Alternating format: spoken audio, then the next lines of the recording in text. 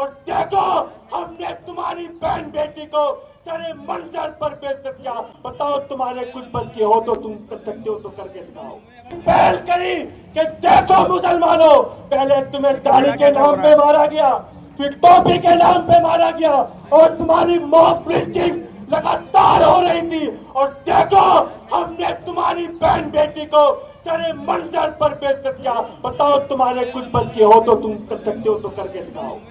लेकिन हम लोग खामोश रहे। इस घटना को पूरे लगभग 1.5 महीना होने जा रहा है।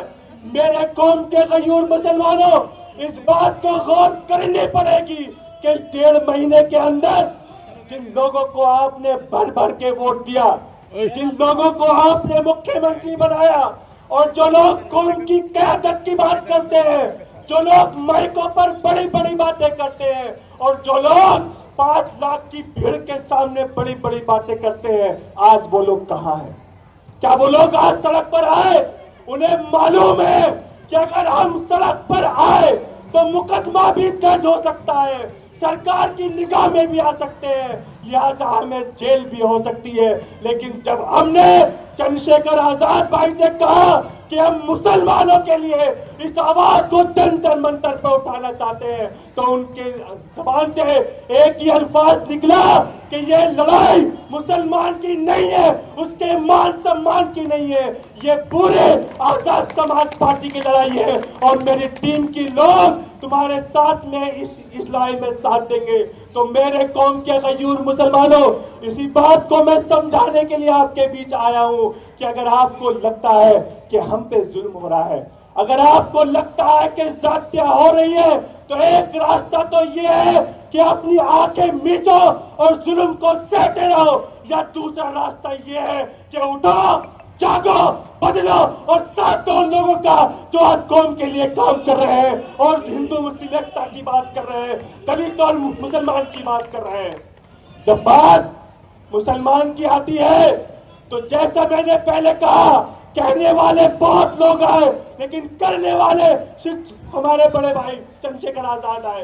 याद कीजिए एनआरसी के टाइम में जब हमें 85% की तादाद एक तरफ थी और हम मुसलमानों को एनआरसी के टाइम में एक तरफ रख दिया गया था कि यह आंदोलन, यह लड़ाई सिर्फ और सिर्फ हमारी है, तो उस वक्त में पूरे हिंदुस्तान में एक ही शख्स खड़ा हुआ। और जिस वक्त में जुमे के दिन चंद्रशेखर भाई जामा मस्जिद पर आने वाले थे, उससे एक रात पहले तमाम लोगों ने समझाया कि चंद्रशेखर भाई आप मत जाओ, क्योंकि अभी मंदिर के आंदोलन के दौरान आप 2 महीने की जेल काट के आए हो, अगर आप कल चले गए तो हो सकता है कि आपको दोबारा जेल भेज दिया जाए। उस वक्त में चंद्रशेखर आजाद भाई ने एक बात कही थी कि इन आंधियों के खिलाफ लब खोलेगा कौन, इन आंधियों के खिलाफ लब खोलेगा कौन, अगर हम चुप रहे तो फिर बोलेगा कौन।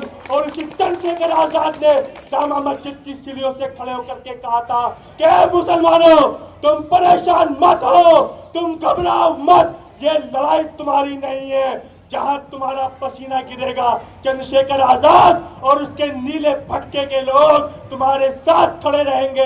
जहां तुम्हारा पसीना गिरेगा वहां पर मेरा खून गिरेगा।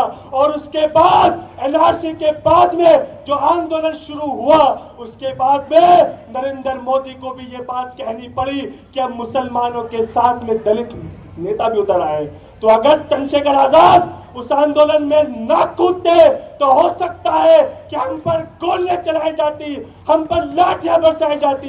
लेकिन याद कीजिए जहां जहां चंद्रशेखर आजाद गए वहां पर किसी सरकार की हिम्मत नहीं हुई कि हमारी बहन बेटियों की तरफ आप उठा करके भी देख ले। तो मेरे कौम के गयूर मुसलमानों, इसी बात को मैं समझाने के लिए आपके बीच आया हूं। आज समझ लो या 5 साल बाद समझ लो या 10 साल बाद समझ लो, अगर ये सरकार, ये चाहे मोदी सरकार हो चाहे योगी सरकार हो, अगर किसी गठबंधन से बदल सकती है तो जब दलित और मुसलमान मिलेगा तभी बदल सकती है। बाकी दुनिया की कोई ताकत मोदी या योगी को नहीं हटा सकती। तो मुसलमानों को अगर इस सरकार से नफरत है, इस जुल्म के खिलाफ आवाज उठाना चाहते हैं और वो चाहते हैं कि ये सरकार बदलनी चाहिए, तो जितनी जल्दी हो सके चंद्रशेखर आजाद का दामन थाम लो। क्योंकि अगर मुसलमान छन छन के भी पिछली बार की माफिक 2027 में भी समाजवादी पार्टी को वोट देगा तो समाजवादी पार्टी के 111 से विधायक बढ़ के 120, 130 तो हो सकते हैं, 203 नहीं हो सकते। क्यों? अरे प्लस वोट कहां से लाओगे? आपके पास मुसलमान वोट ही तो है, उन्हीं मुसलमान की वोटों की बलबूते पर आप 111 सीटें लेकर के आए हो।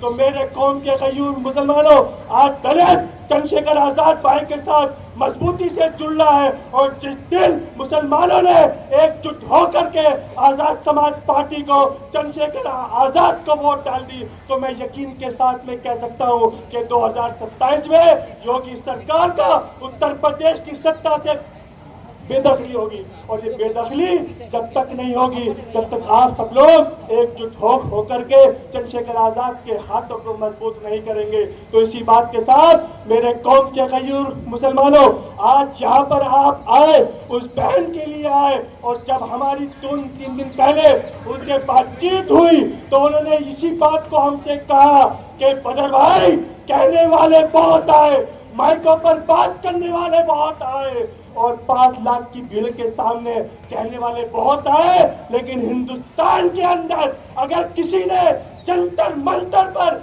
मेरी आवाज को उठाने का काम किया है तो वो आपने किया है, आजाद समाज पार्टी ने किया है। तो मेरे कौम के गयूर मुसलमानों, इसी बात के साथ मैं अपनी बात को खत्म करता हूं और इस बात को कह करके मैं जा रहा हूं कि आपने यहाँ आकर के बदर अली पर और आजाद समाज पार्टी पर जो एहसान किया है, हम मरते दम तक आपके इस एहसान को चुकता करने की कोशिश करेंगे।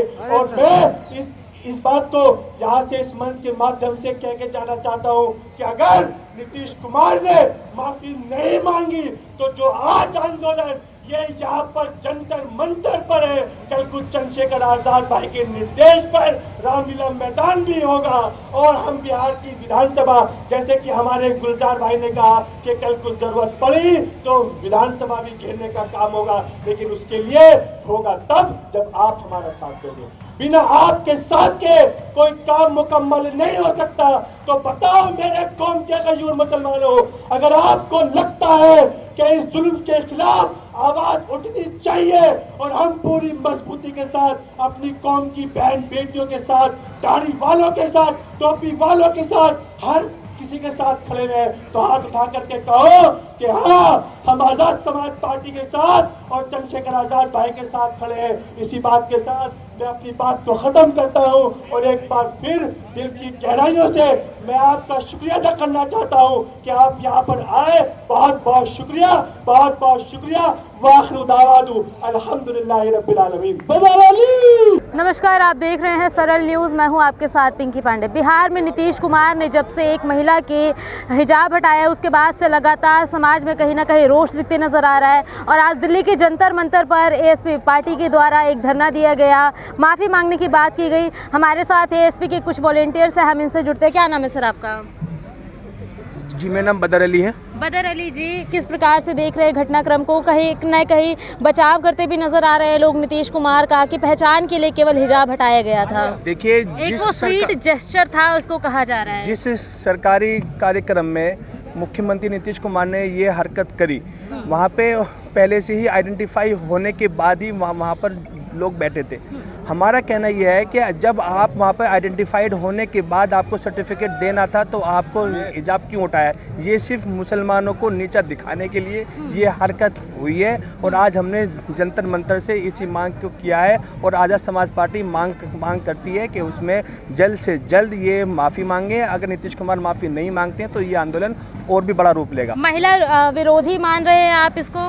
बिल्कुल महिला विरोधी मान रहे हैं, मुसलमान विरोधी मान रहे हैं कि अगर वो महिला मुसलमान ना होती तो नीतीश कुमार की हिम्मत नहीं थी कि वो उसका हिजाब उतार देते। अच्छा, एक सोशल मीडिया पे एक्स पे एक महिला है रोहिणी घाबरी, वो लगातार कहीं ना कहीं आवाज़ उठाती नज़र आ रही है कि आज़ाद समाज पार्टी के जो नेता है चंद्रशेखर रावण, उन्होंने उनका शोषण किया है, प्रेम कहानी थी उनके साथ शादी के बाद भी, और आज उनको वो धोखा दे चुके। लगातार सोशल मीडिया पे आए दिन पोस्ट डालती नज़र आती है कि महिला विरोधी है, दलितों के नाम पे नेता बने, और आज दलित मैं भी महिला हूँ, मेरे साथ इस प्रकार की चीज़ें की गई है। इसके ऊपर चंद्रशेखर रावण कब जवाब देंगे? देखिए, ऐसा कुछ भी नहीं है। जो चीज़ें सामने आई वो सब जो AI जनरेटेड थी, सिर्फ अपने आप को स्टार बनाने के लिए ये पब्लिक स्टंट है।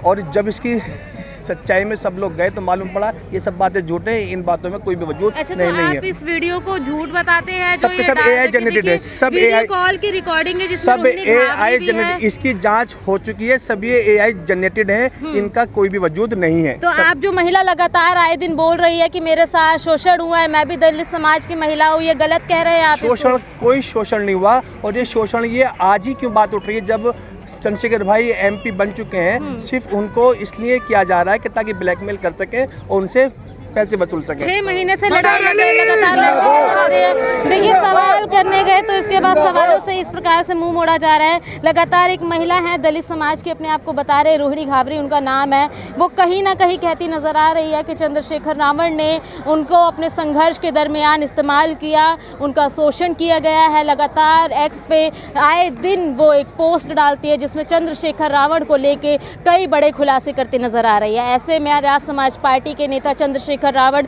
अभी तक मौन साधे हुए हैं, लेकिन वो महिला चैलेंज देती नजर आ रही है कि 2026 में वो यूनाइटेड नेशन को छोड़ के भारत के भ्रमण पे आएगी, और 2026 का जो काल रहने वाला है उसमें कहीं ना कहीं चंद्रशेखर रावण के बारे में जो बातें छुपा रखी है वो एक्सपोज करती नजर आएगी। अब ऐसे में आने वाला साल चंद्रशेखर रावण के लिए भारी रहने वाला हो सकता है, और इस खबर को लेकर आपकी अपनी क्या प्रतिक्रिया है कमेंट सेक्शन में ज़रूर बताइएगा। ऐसी अन्य खबरों के लिए बने रहिए हमारे साथ। आप देख रहे हैं सरल न्यूज़, मैं हूँ आपके साथ पिंकी पांडे।